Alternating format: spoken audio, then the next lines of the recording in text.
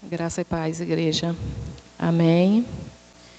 Como a irmã Sinalva iniciou aqui, falou um pouquinho, o estudo é do mês de agosto, é da revista que as mulheres da igreja, utilizam, da MCM, mas esse estudo, por exemplo, ele não é um estudo direcionado só para as mulheres. Se a gente fosse olhar direitinho, ele estaria mais direcionado para os homens. Mas a gente observa que, na verdade, é um estudo para todos, É um estudo que alcança tanto homens quanto mulheres. O tema do nosso estudo é um pai de outro mundo. É um pai que não é deste mundo, um pai de outro mundo. O autor desse estudo é Rafael Abdala, ele é pastor e ele é presidente da Convenção Batista Estadual do Espírito Santo. Então, além de ser pastor, ele ainda é presidente da Convenção Batista do Espírito Santo. É um estudo muito bem feito e que cabe a mim, pelo poder do Espírito de Deus, passar à igreja nesse instante. Então, nosso tema é um pai de outro mundo.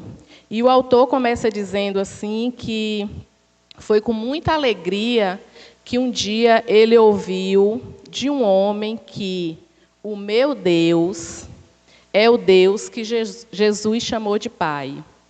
Então, alguém perguntou para um homem quem é o seu Deus, e ele disse, o meu Deus é o Deus que Jesus chamou de Pai.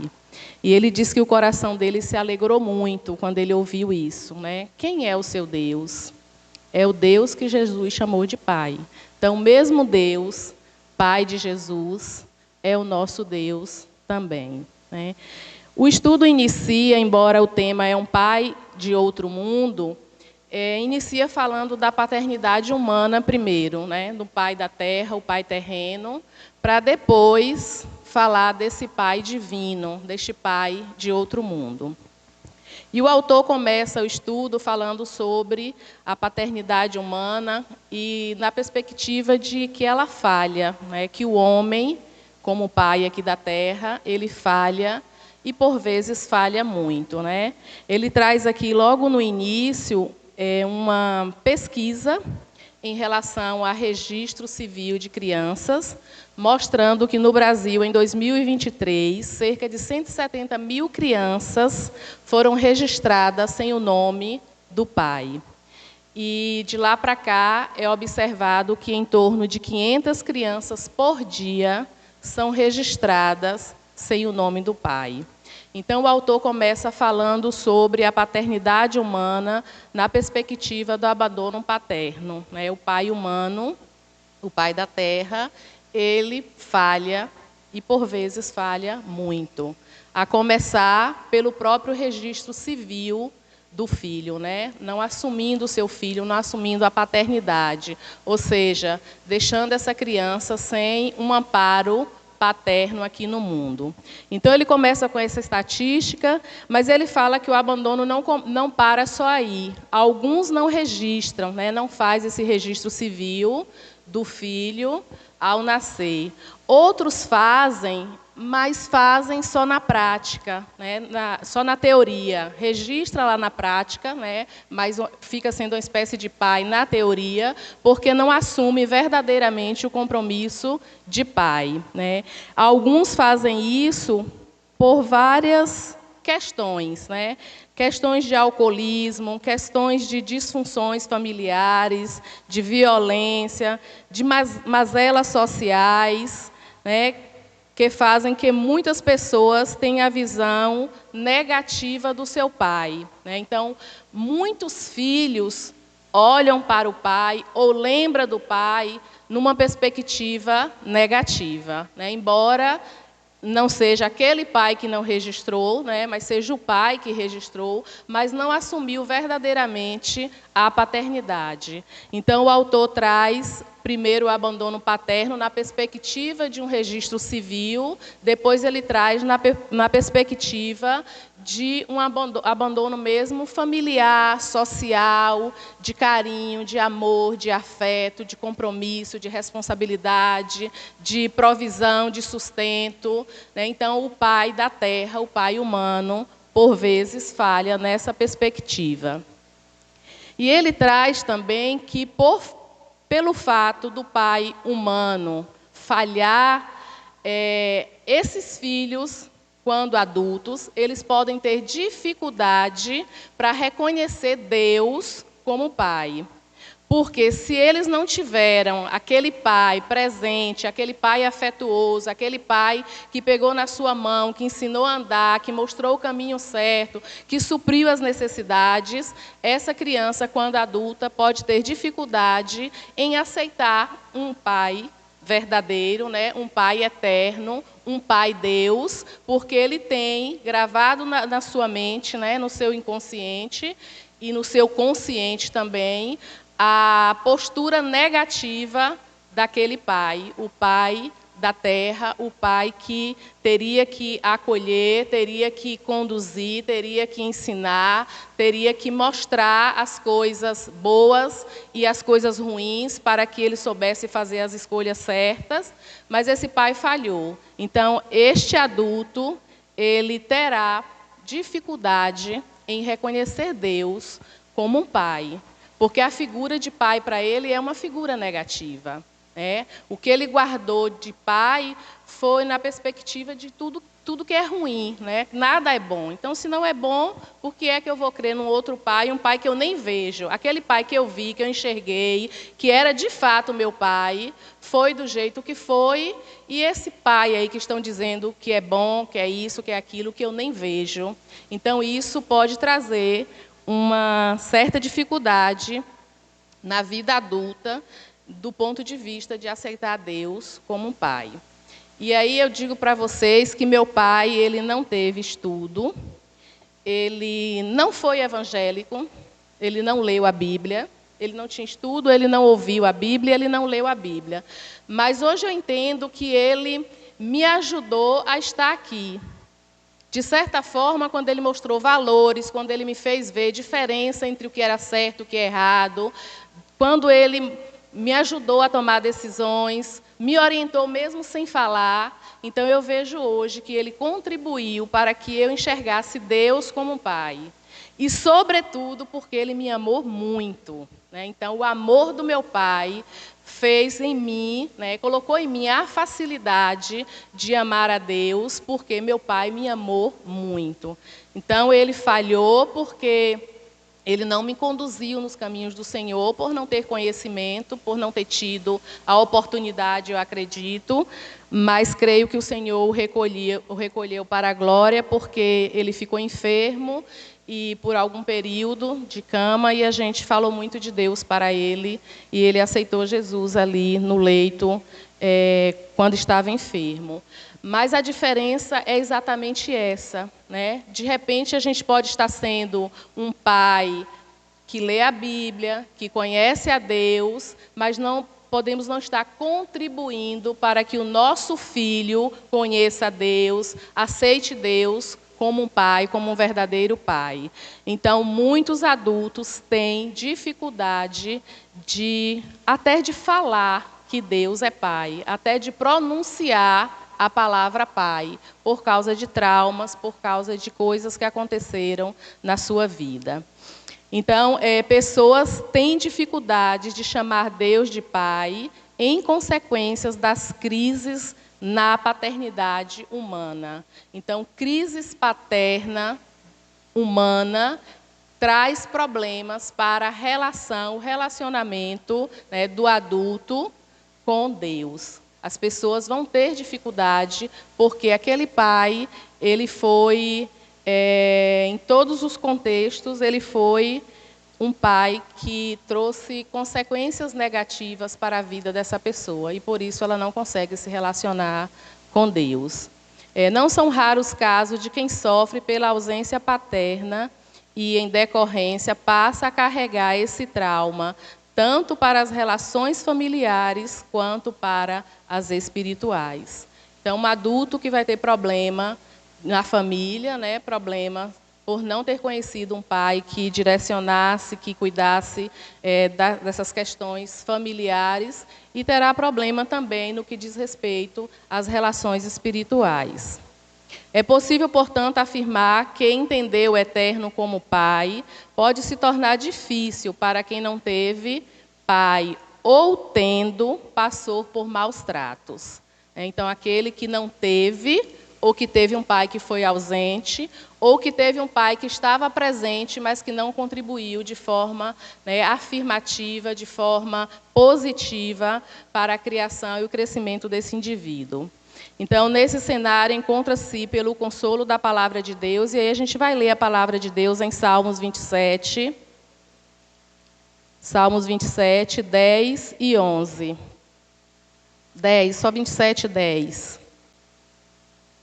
E aí nós temos: porque se o meu pai e a minha mãe me abandonarem, o Senhor me acolherá. Então, é uma palavra de consolo, de conforto, uma palavra que nos garante que Deus não nos abandona, né? Que Ele estará sempre conosco, independente de como tenha sido a nossa relação com o nosso pai ou com a nossa mãe. O Senhor estará sempre conosco, né? Ele não vai nos abandonar nunca. Então, precisamos ter essa certeza, mas essa certeza ela precisa estar dentro do nosso coração, porque se formos olhar para o passado, para a nossa vida lá atrás, a gente vai ter dificuldade. Então, quem nos garante, quem nos sustenta é a palavra de Deus, né? Porque o meu pai e a minha mãe podem me abandonar, mas o Senhor me acolherá. É uma certeza que Deus nos dá. O pai humano pode falhar, o pai eterno jamais. Jamais ele falhará. E a gente precisa ter certeza, ter convicção disso, que ele jamais vai falhar conosco. As Sagradas Escrituras não escondem os erros e as desventuras dos pais. Com os desacertos, precisamos aprender, e com os êxitos, precisamos imitar. Então, a gente sabe que a Bíblia ela conta histórias de pessoas, né, de pais, que foram pais bem-sucedidos, pais que conduziram seus filhos no caminho do Senhor, pais que cuidaram, pais que foram responsáveis, mas a Bíblia também traz exemplos de pais que não foram tão responsáveis, que não cuidaram muito bem, que não cumpriram muito bem o seu papel. E aqui o autor diz para a gente que com os desacertos, a gente precisa aprender com aquilo que não foi bom, que não foi perfeito, que não foi agradável, a gente precisa aprender. E aquilo que deu certo, né, que obteve êxito, a gente precisa imitar. Então, vamos imitar só aquilo que é bom.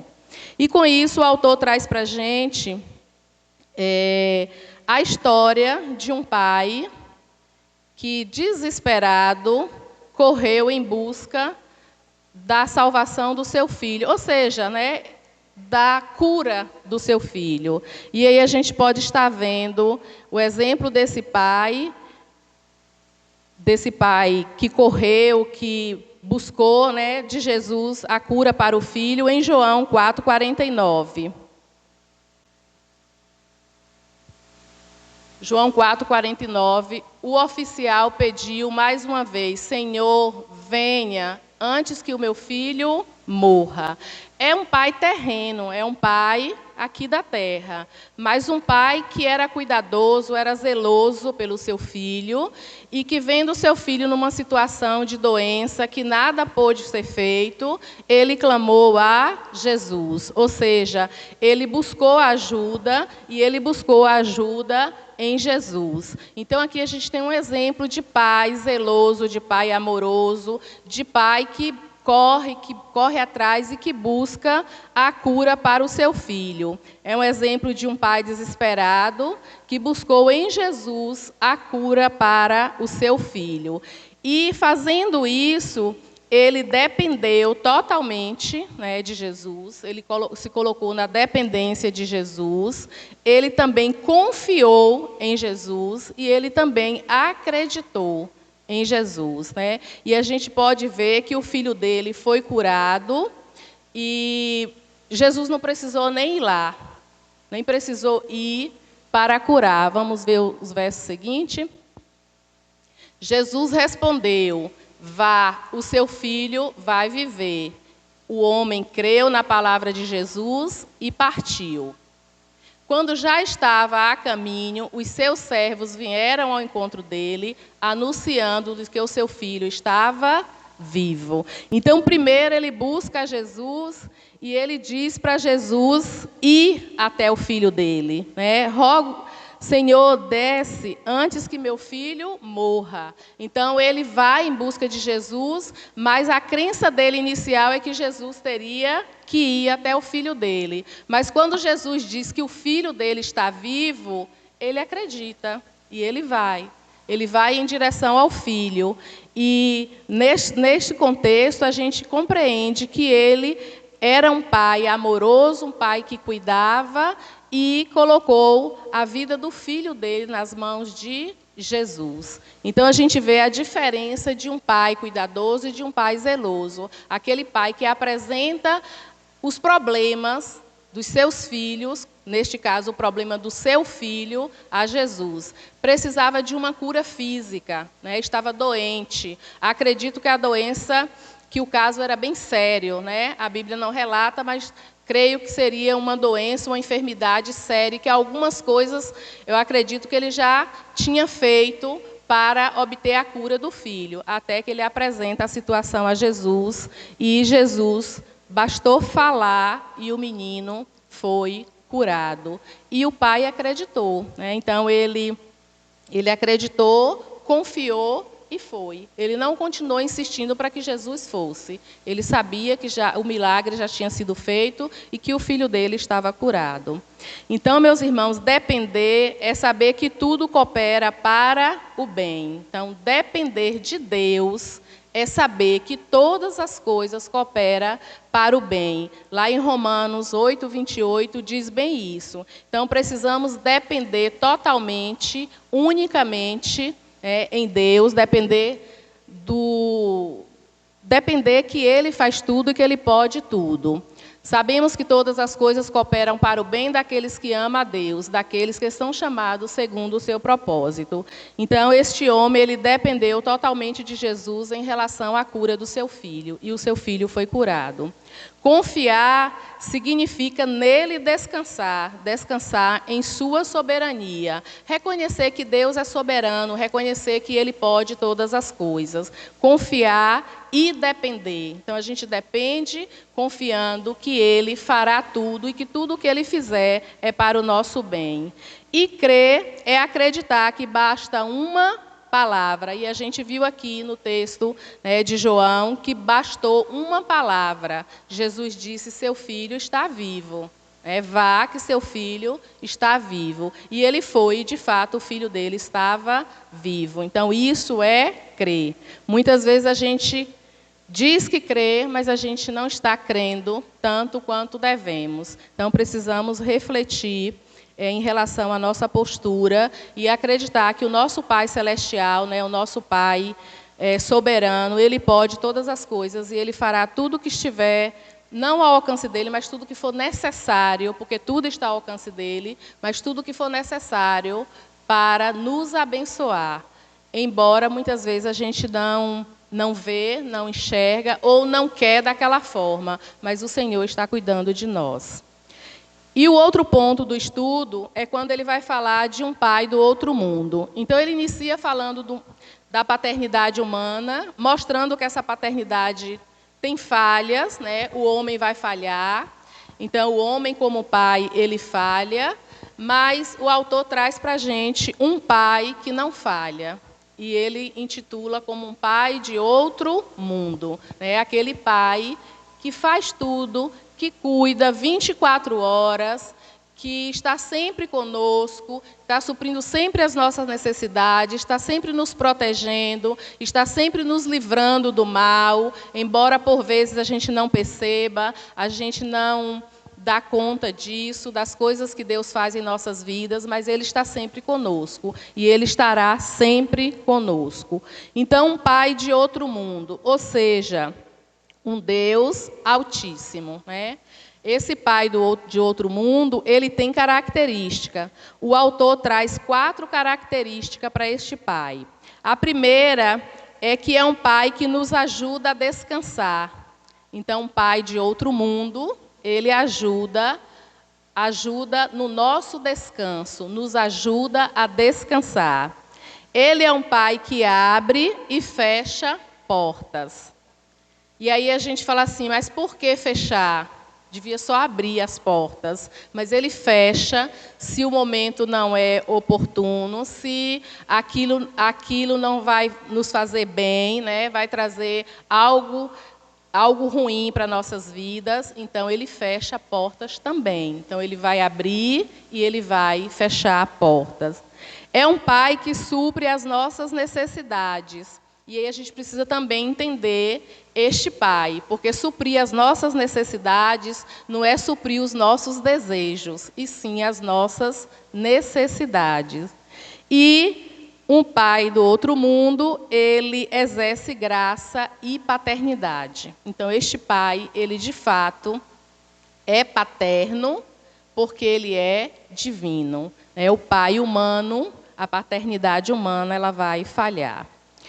Primeiro, a primeira característica, um pai que nos ajuda a descansar. E aqui o autor traz, no livro de Marcos, no capítulo 4, do verso 37 ao 41. Marcos 4, 37 a 41. Ora, levantou-se grande temporal de vento, e as ondas se arremessavam contra o barco, de modo que o mesmo já estava se enchendo de água. E Jesus estava na polpa, dormindo sobre o travesseiro. Os discípulos o acordaram e lhe disseram, Mestre, o Senhor não se importa que pereçamos? E ele, despertando, respondeu o vento e disse ao mar, acalma-se, fique quieto. O vento se aquietou e tudo ficou bem calmo. Então Jesus lhe perguntou, por que vocês são tão medrosos? Como é que ainda não têm fé? E eles, possuídos de grande temor, diziam uns aos outros, quem é este que até o vento e o mar lhe obedecem? Então, um pai que nos ajuda a descansar. Por que é que Jesus estava descansado? Porque ele sabia quem é ou quem era naquele momento o pai dele. Quem era o pai dele? Quem é o pai dele? Deus que pode todas as coisas. Então, por saber de quem ele era filho, ele descansou. Ele descansou num travesseiro, numa almofada, enquanto o barco estava à deriva, correndo o risco de afundar, Jesus estava descansando. Então, precisamos pegar esse exemplo de Jesus, que, sabendo quem é o pai dele, descansou nesse episódio, pegamos este exemplo para descansarmos também nos nossos episódios, nos episódios da vida que nos faz temer, que nos faz ficar com medo, que nos faz acreditar que o barco vai afundar. Então, Jesus descansou, ele descansou num travesseiro. Por que ele pôde descansar? Porque ele sabia quem era o seu pai. Ele sabia que o seu pai tinha poder, e esse poder também foi dado a ele. Tanto é que ele ordenou e tudo se aquietou, tudo se acalmou. Então, precisamos entender que nosso cansaço pode tirar de nós algo muito especial, o brilho dos olhos. Portanto, faça pequenas pausas, respire fundo, desfrute da criação divina. Cada gota do imenso mar é prova do grandioso amor de Deus por nós. O ritmo acelerado da nossa vida nos leva a esquecer a bem-aventurança de ter um bom travesseiro.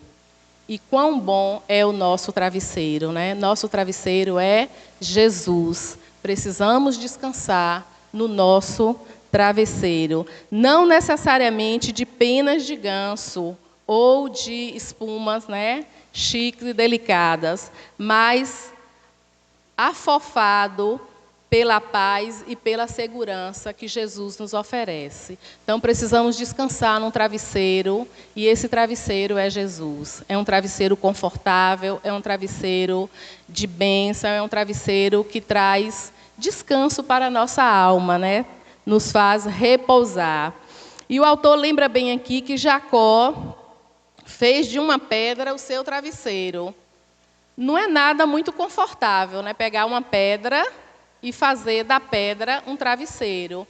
Mas Jacó, pegando essa pedra, mesmo assim ele dormiu e sonhou, porque ele estava ali descansado em Deus. Então, a pedra ali estava representando só um objeto, mas o descanso dele mesmo não estava na pedra, e sim em Deus. E Jesus precisa ser o nosso travesseiro. Precisamos descansar a nossa mente, né, descarregar os nossos problemas nesse travesseiro que é Jesus, porque Ele supre todas as nossas necessidades, como diz lá em Mateus 11, 28.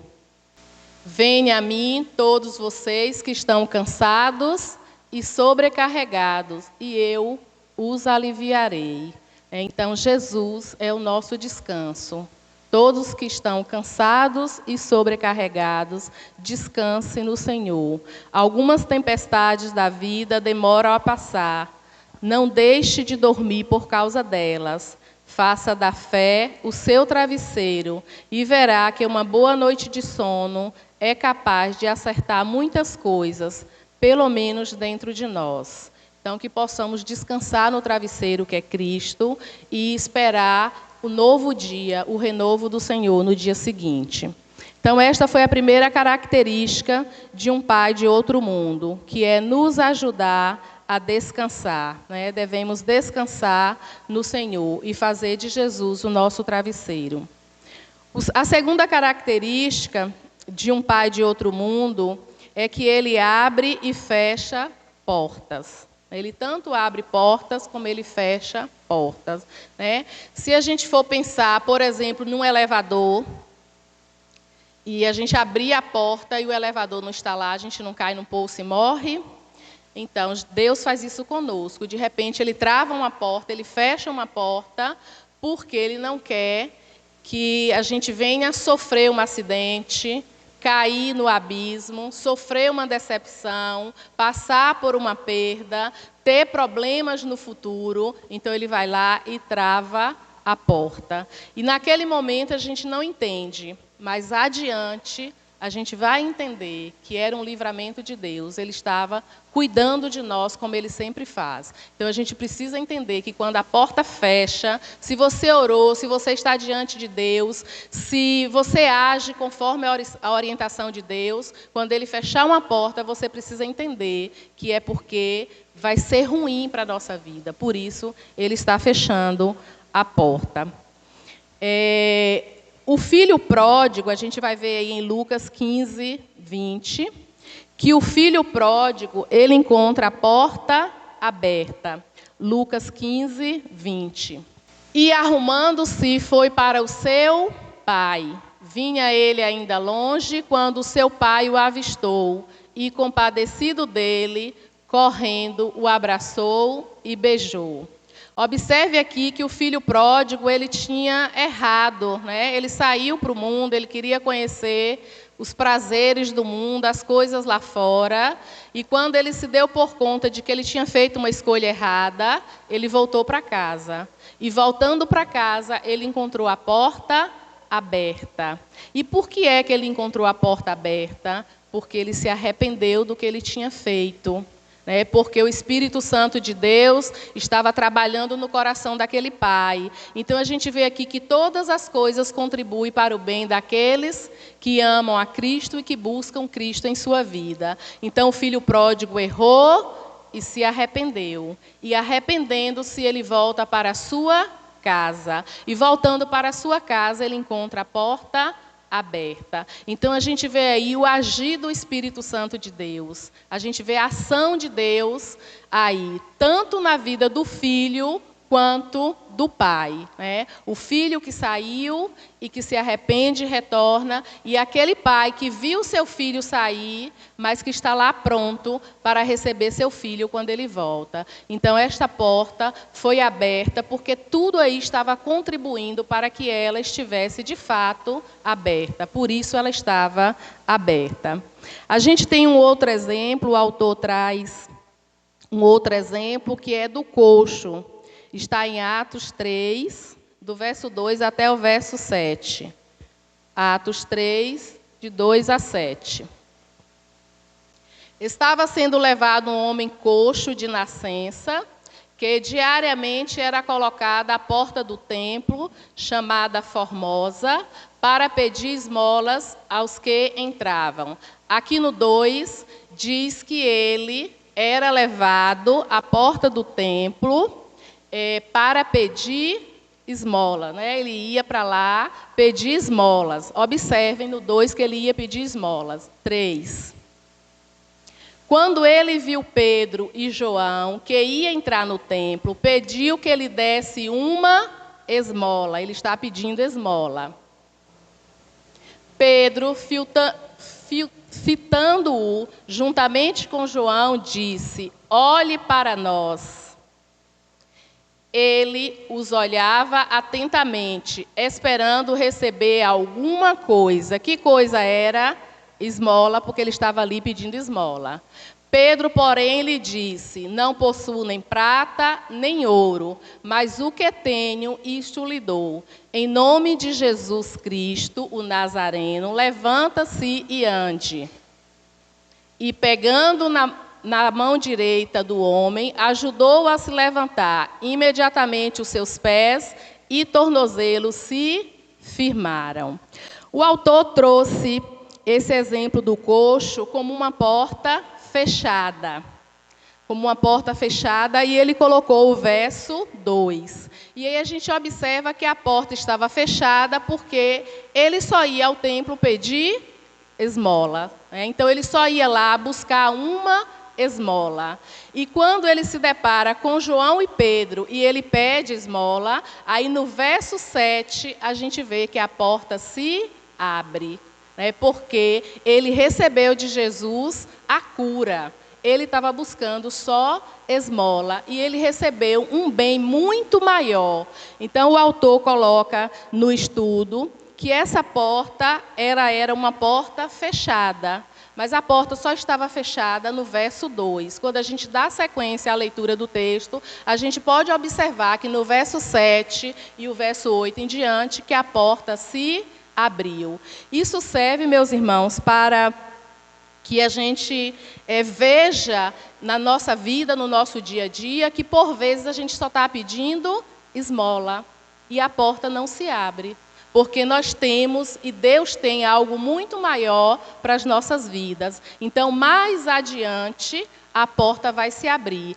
A porta está fechada porque a nossa fé está pequena, porque a nossa crença é pouca, porque a gente se acostumou a pedir esmola. E aí a gente vê que, crendo, mais adiante, a porta vai se abrir e o milagre de Jesus vai acontecer em nossas vidas. Então, o autor traz o exemplo do coxo como uma porta fechada e que mais adiante ela se abre. E ela só se abriu quando ele acreditou, quando ele teve a consciência de que ele poderia ser curado, que a vida dele poderia ser melhor. Então, ele deixou de receber o que ele recebia, que era a esmola, era o dinheiro, e ele recebeu a cura. E, através da cura, eu creio que ele pôde trabalhar e cuidar de sua vida. Então, a gente precisa entender quando é que essa porta está fechada e como é que ela pode abrir. Então, ele traz o exemplo também da porta fechada para Paulo, em Atos 16, 7. A porta se fecha para Paulo.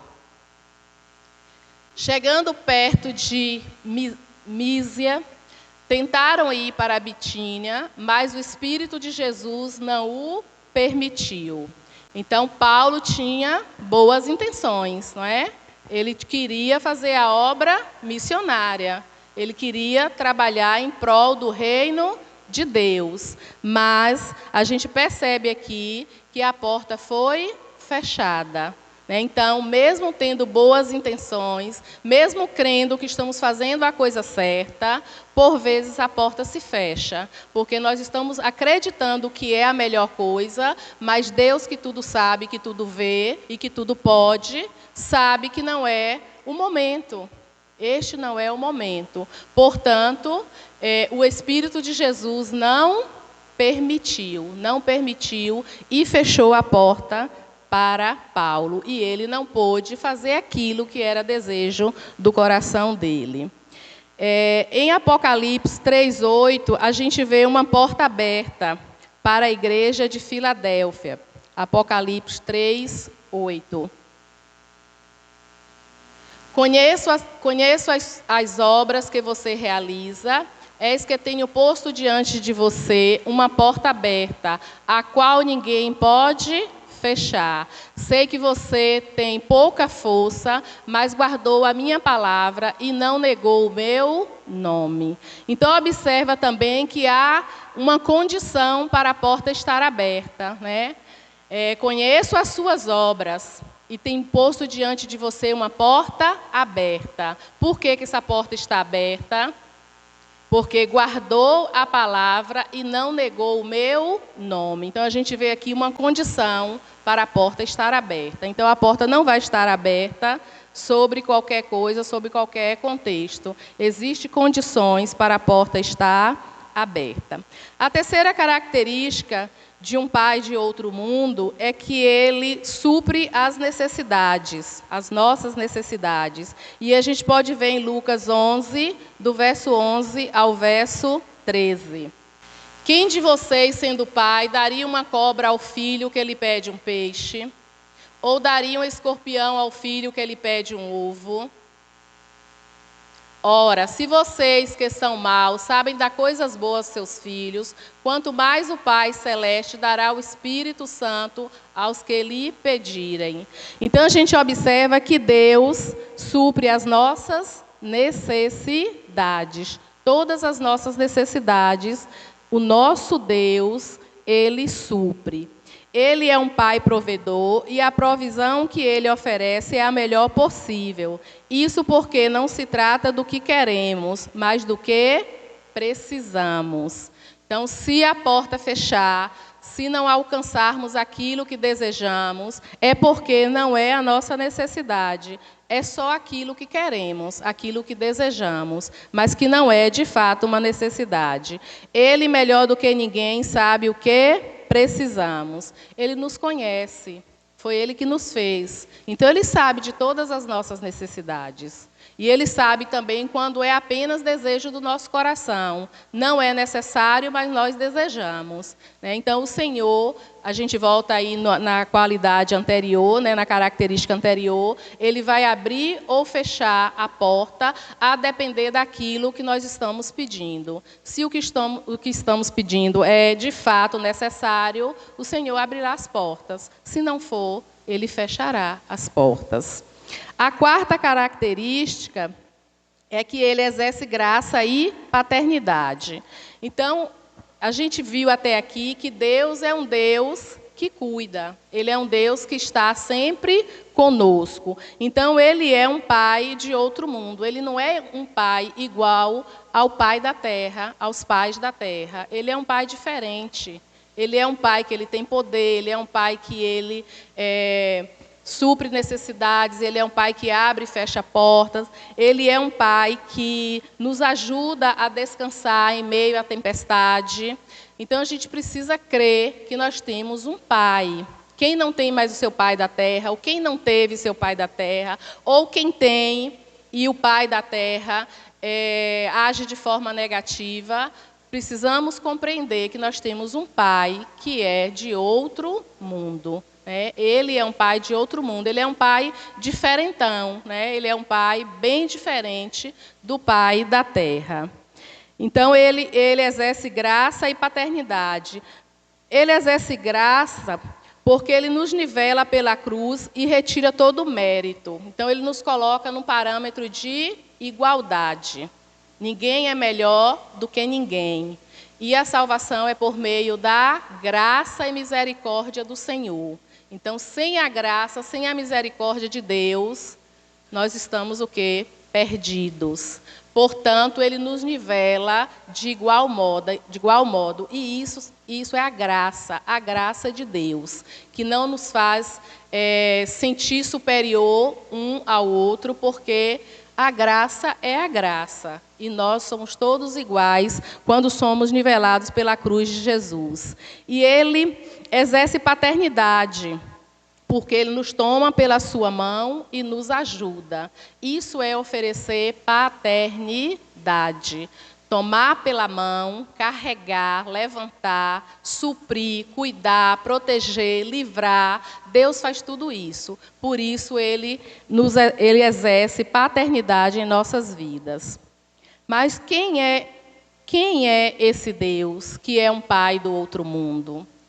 E aí a gente volta para aquela resposta inicial que o homem disse: o meu Deus é o Deus que Jesus chamou de Pai. Esse é o meu Deus, esse é o meu Pai. Ele é um Pai de outro mundo, né? Ele é um Pai bem diferente. Então, ele é o mesmo que Jesus chamou de Pai. Ele é o mesmo que nos ajuda a descansar. Ele é o mesmo que abre e fecha portas. Ele é o mesmo que supre as necessidades. E ele é o que exerce graça e paternidade em nossas vidas. Então, vamos crer nesse Pai, né, esse Pai de outro mundo, que é o Pai que não nos deixa desamparados. Ele vai estar sempre nos amparando, ele vai estar sempre cuidando de nós. Precisamos tão somente crer, descansar no travesseiro que é Jesus e acreditar no poder de Deus em nossas vidas. Amém, meus irmãos?